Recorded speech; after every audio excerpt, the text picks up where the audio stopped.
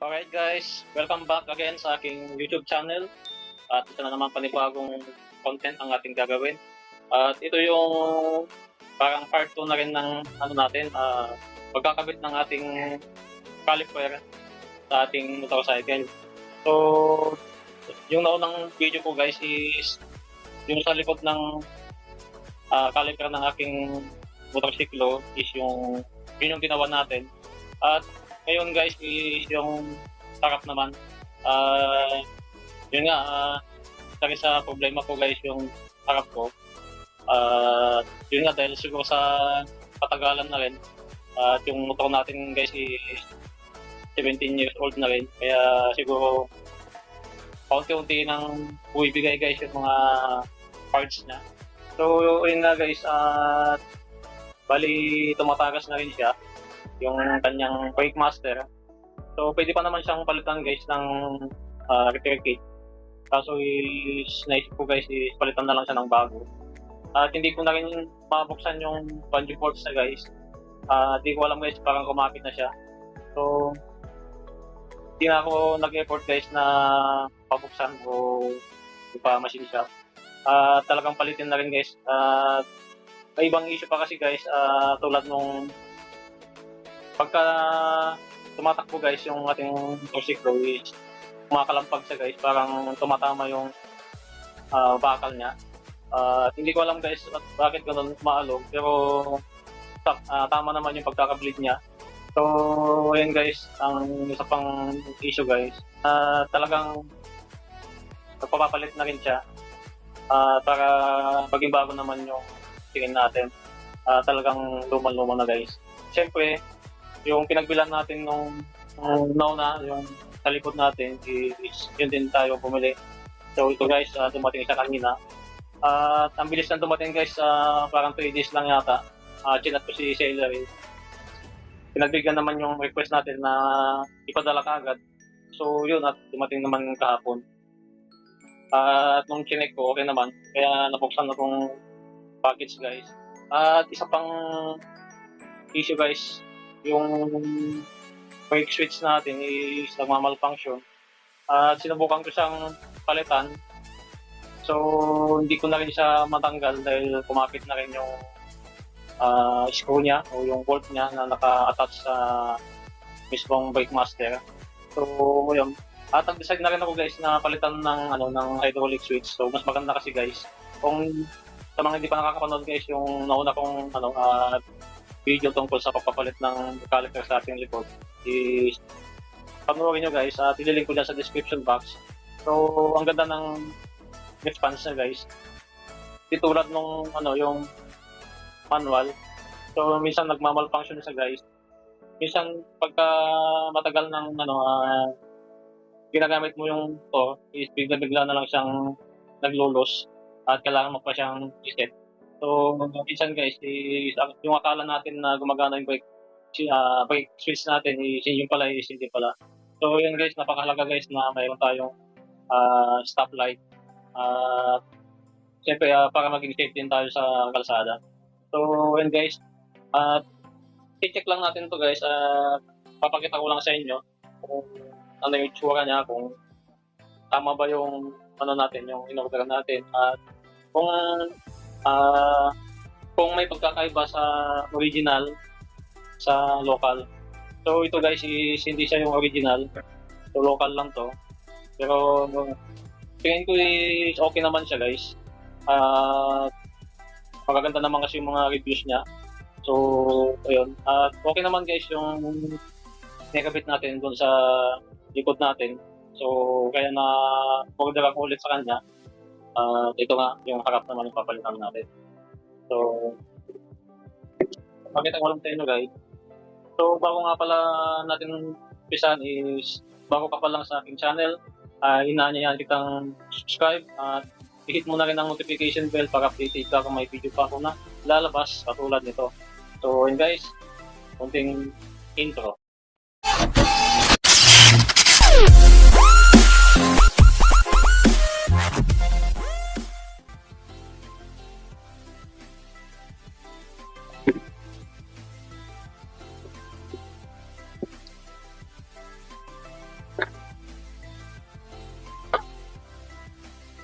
So, ito siya guys. Bali, set din yung kinuha ko.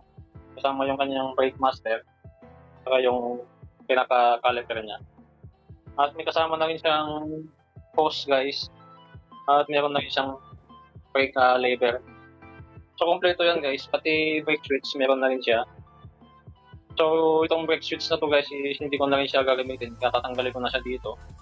At bumili tayo ng hydraulic switch. At meron na rin tong laman na ano guys, brake fluid. So maganda yun guys para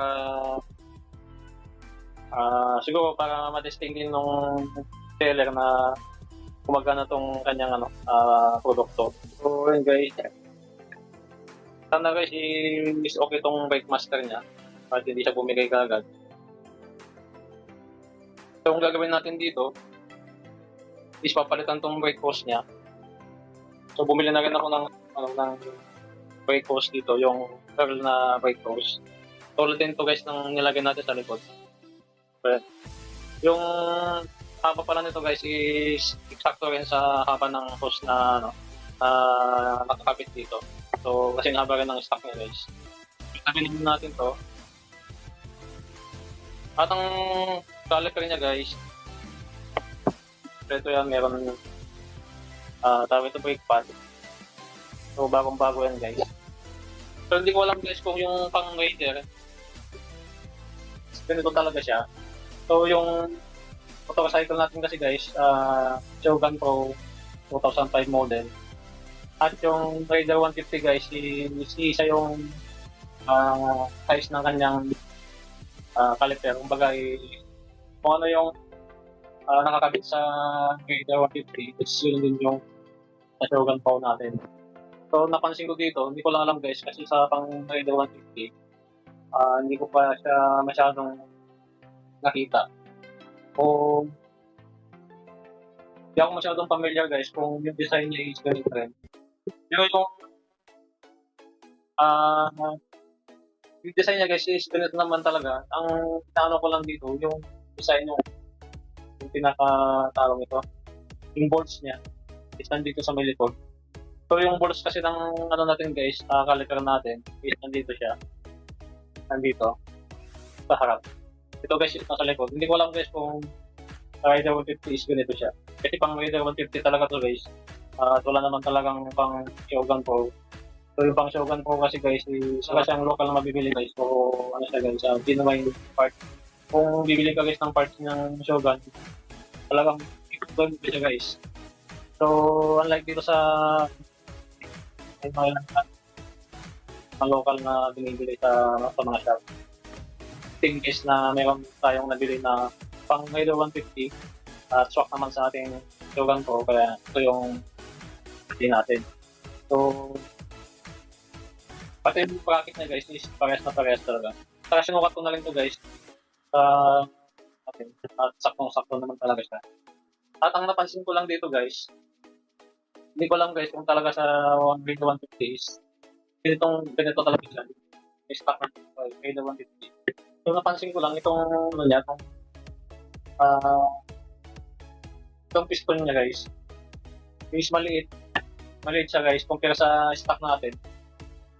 Ito guys, itong part na to is maliit siya kasi yung part na to guys, yung dalawang bilog na to, ito yung nilalagyan ng dalawang piston. So double piston kasi ito guys. So yan, maliit siya compare sa stock natin. Ewan ko lang guys kung sa Raider 150 is ganito talaga siya. Kung yung tuwa nito guys is yung stock ng Raider 150 is isa lang. So hindi ako sure guys. Yung stock naman sa akin. Toxic no. So yun guys, at bagong-bago guys tong tong caliper. At meron pa siyang kasa guys na dito. So ito yung nag-play guys. So ito kasi yung dapat nating ingatan guys na hindi ma-stock up. Lalo na to. So dito kasi maka-attach yung bracket niya guys. Pagka na-stock up to guys na may tendency guys na yung brake system natin is hindi na magiging maayos. At palagi mapupudpud yung ating brake pad. At the same time guys, is mapupudpud yung ating disc. So wag natin itong hayaan na may stock up. at palagi natin i-check yung ating mga brake system. So yun guys, kasi po. So ang plano ko dito guys is gamitin ko muna to, at kung okay naman siya, is ito na yung gagamitin natin, at kung magka-problema guys is balik natin yung stock natin at okay pa naman yun guys. Papalitan lang natin ng repair kit sa loob ng itong tumutulak ng brake fluid na to. So yun guys. So itong brake lever na to is papalitin natin yung ginagamit natin ngayon. So titingnan natin guys kung yung position ng ng yung lagayan ng kanyang side mirror is ganoon din sa natin, sa stock natin. So sana guys is ganoon din para hindi na tayo ang problema. At kung magkaganon guys is talagang papalitan natin ito at ibabalik natin yung stock. So yun guys, ito yung hydraulic switch niya. So ito ang papalit natin dito guys. So dahil papalitan na rin natin itong brake post niya, is dito na yung pinaka-bungee bolts niya. Lalagay natin dyan. So sana guys is walang tatamaan tong part na to sa loob ng ating cowling. So sana guys is may lagay natin ng maayos. At hindi na tayo gagamit ng kung ganitong klase ng brake switch.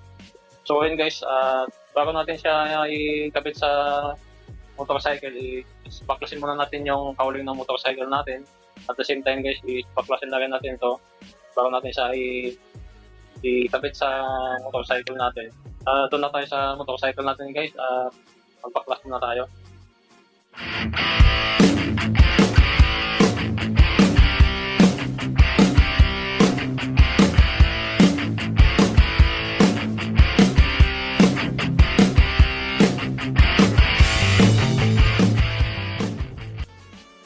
So ayan guys, nakalas na natin siya.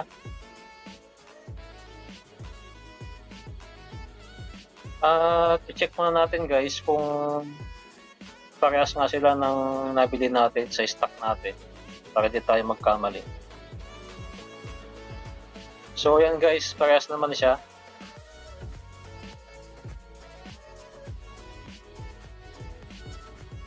Sunod natin guys ay kalasin na natin yung mga dapat kalasin para may set up na natin yung bago natin.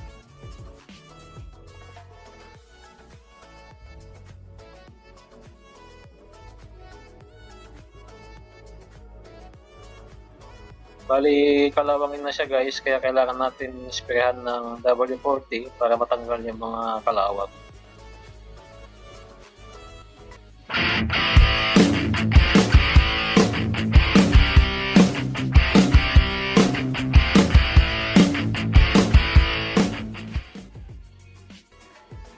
So guys, ang sunod natin ay tanggalin na natin yung caliper natin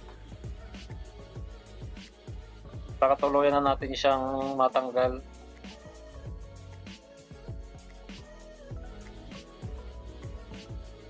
Ayan guys, natanggal na natin siya at pwede na natin siyang ihiwalay sa ating motorsiklo. So ayan na siya. So guys, tignan muna natin yung pagkakaiba ng caliper. So ayan, kung nakikita nyo, mas maliit yung bago kaysa yung stock natin. Tapos yung lagayan ng bolts, tulad yan guys, nasa likod. Yung stock natin is nasa harap. Tapos yung bracket niya guys is okay naman.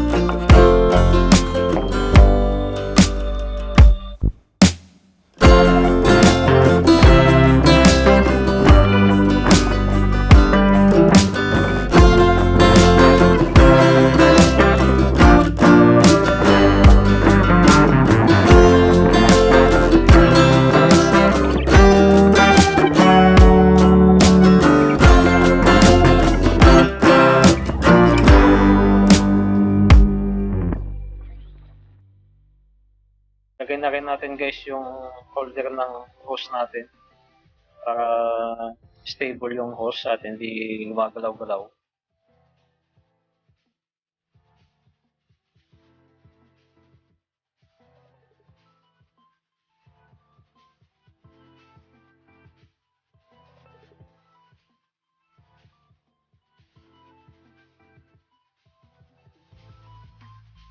Okay na guys, na ikabit na natin. Ayos. Very good. So ang next natin guys is tanggalin na natin yung takip ng reservoir at lagyan na natin siya ng brake fluid. So bubumbayin na natin siya guys. Bali i-bleed na natin siya guys para gumana na yung ating brake system. So yan, konting bomba-bomba muna. Kung napapansin nyo guys yung bula na lumalabas, ibig sabihin yan guys, pumapasok na yung ating brake fluid sa ating brake hose. So tuloy-tuloy lang natin guys at huwag natin hayaang maubos. At lagyan natin pagka alam na natin ni paubos na siya. So yan guys, paulit-ulit lang yung proseso hanggang sa tumigas na yung ating lever. Pag tumitigas na yung lever natin, ibig sabihin guys is puno na yung brake hose natin.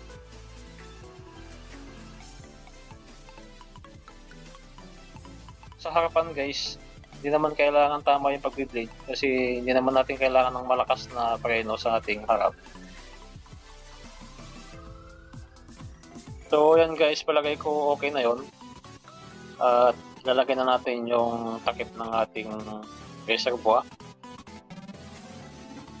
So hindi naman natin kailangang malakas yung preno niya, at least kumakagat yung preno. So sunod natin yung ano guys, lagyan natin ng socket yung nilagay nating hydraulic switch. 2 hours later. Bali guys, nagpasadya ako ng adapter na para sa ating side mirror. So nagbago na kasi yung kabitan ng side mirror natin dahil nga pang Raider. So wala tayong mabiling adapter kaya nagpasadya na lang ako. So yan.